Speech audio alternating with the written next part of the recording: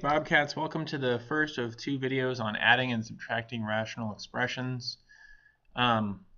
Today we'll just talk about doing just that, how we can add and subtract rational expressions. Now, before we get started, it's important to note some stuff from when you were in middle school. Before we can add fractions, they have to have a common denominator. So before I could work on this, I would need to find the LCM of 2 and 4, which would be 4. And I would rewrite 1/2 as 2/4, and then add 1/4 to it. And now I could do the addition there, which would be 3/4. So with rational expressions, it's the same thing. Before I can perform operations, they have to have a common denominator. And in these first examples, they are already going to have a common denominator. Here you can see we have an x minus 3, x minus 3. Our common denominator is x minus 3. So we can go ahead and add those numerators. That would be a 3x minus 4 plus a 2x plus 5, all of that over the common denominator, x plus 3. All right, now we need to combine some like terms. 3x's plus 2x's would give us 5x, and then a negative 4 and a positive 5 would give us plus 1 over x plus 3. All right, now we also want to identify when this might be undefined. And again, just like we've been talking about, when it's undefined if we divide by 0. So if x is ever equal to -3, this will be undefined. So x can't be -3. That's our answer and our restrictions. All right. Here's a second one. Whoa, I did something I didn't want to do. Here's a second one involving subtraction. This time again, we already have our common denominator. So let's go ahead and subtract. We would have a 2x minus 1. And this is where it's important to note that this is really, we need to think about the 4x plus 4 like it's in parentheses, and like this is plus a -1. So that we can distribute that -1 to the -4x and to the 4. So that would then give us minus 4x and then minus 4. All of that over the quantity of x squared plus 2. All right, now let's combine some of those like terms. A positive 2x and a negative 4x would give us a negative 2x, and then a -1 and a -4 would give us a -5 over x squared plus 2. Again, we want to see where we would be undefined, and if we try to do this, if we try to do x squared plus 2 equals 0, we wind up with x squared is equal to -2, and that can never happen. So this will never be undefined. So there are no restrictions that we need to place on this one, and that is our final answer. All right, why don't you guys try this one? And this one you're going to submit your answer to me, and I'm going to approve it. So if you want to take the picture, if you want to use the equation editor, go ahead. Either way, it's fine. This one too. Okay, now they're not always easy like those. Sometimes you have to find a least common multiple. So this example 2, is going to deal with how could you find the least common multiple with polynomials. And to do that, we need to do a couple things. We need to find first the product of their coefficients, or at least the LCM of their coefficients. So the LCM of 2 and 3 would be 6. And then we have an x to the third and an x to the fifth, and we always need to go with whatever the bigger exponent is. So x to the fifth, and then we have a y to the fourth and a y to the third, so we'll say that it's y to the fourth, which would be the bigger exponent. All right, so our LCM is 6, x to the third, y to the fourth. Oh, excuse me, I said that wrong. 6x to the 5th, y to the 4th. All right, let's look at this one. Oh, wrong thing. There we go. Find the LCM here. And this time we've got two trinomials. And before we can find their common factors, we need to rewrite them as multiplication, which means we need to factor them. So this first one that we have here, we would need to find numbers that would multiply to 4 and add to 3. So that would be 4 and a 1. And since we need a positive 3, we're going to have to make the 4 be positive and the 1 be negative. And down here, we need numbers that will multiply to 2, but then add to 3. So we would have a 1 and a 2 is the only way we can do that, and they're both going to need to be negative. All right. So now that we've done that, you can see that they already have some things in common. They both have a common x minus 1. So to find their LCM, I just need to multiply by the one thing that they have in common and then the two things that they don't have in common. So our LCM would be x minus 1 times x plus 4 times x minus 2.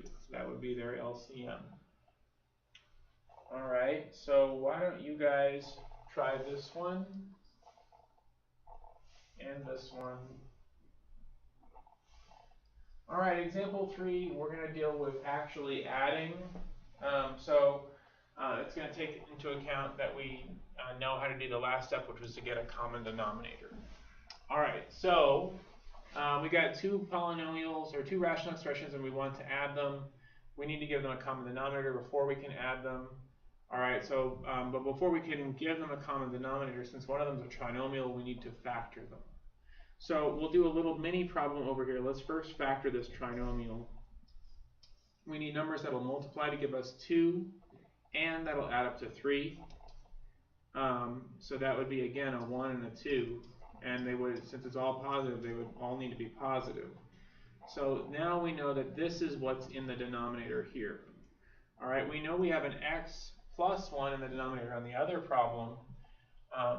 So we need to give them a common denominator, which in this case would be x plus 2 times x minus 1.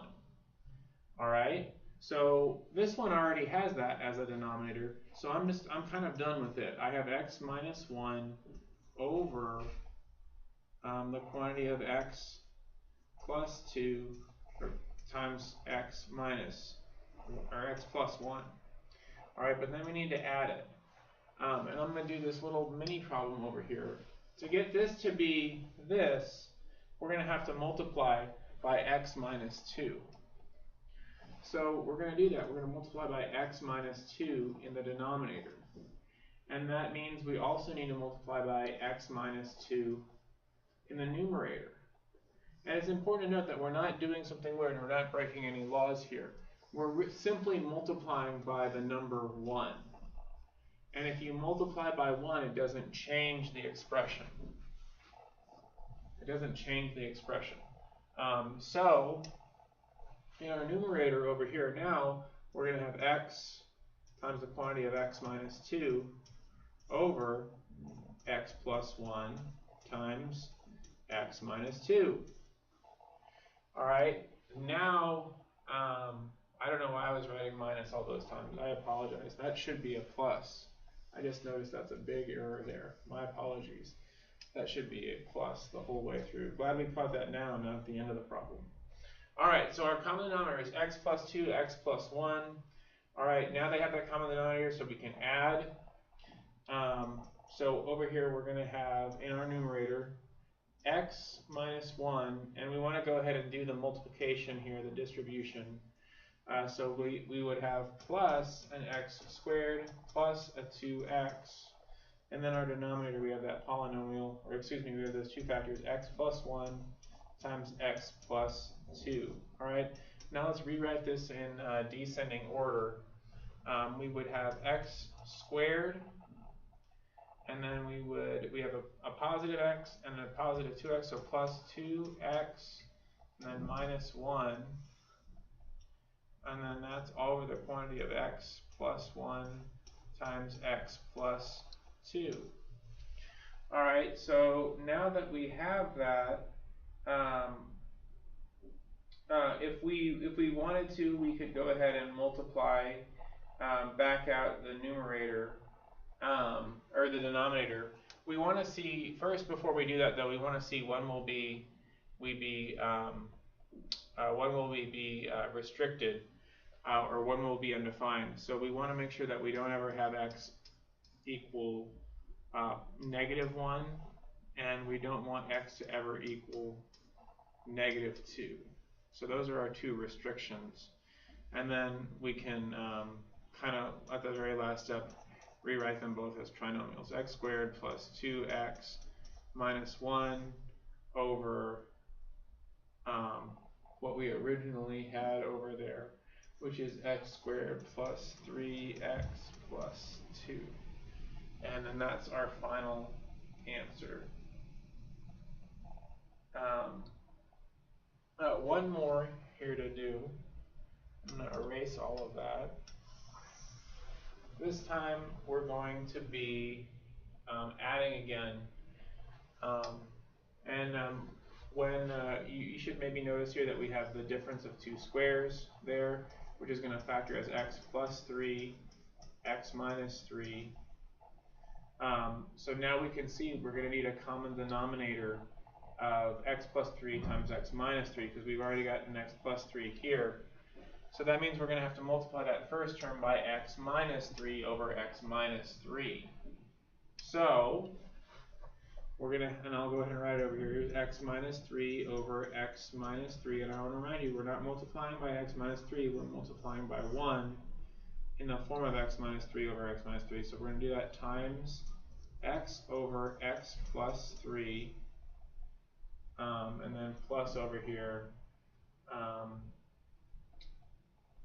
-18 over x plus 3, x minus 3. All right, so now we're going to multiply that out in our denominator. We're now having the common denominator of x plus 3, x minus 3. We need to multiply the x by the x and the x by the -3. So that would be x squared minus 3x. And then we have plus a -18. So plus a -18 or minus 18. All right. Now we want to see if we can do any factoring. Well, actually, at this point, we want to see what our restrictions would be. And we want to set our restrictions at x can't be 3 and x can't be -3. All right, now that numerator will factor out into an x minus 6 and an x plus 3. When we do that, it'll allow us to factor out one of our denominators right here. So this will cancel and this will cancel.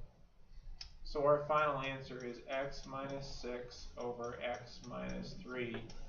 And x still can't equal 3 or -3.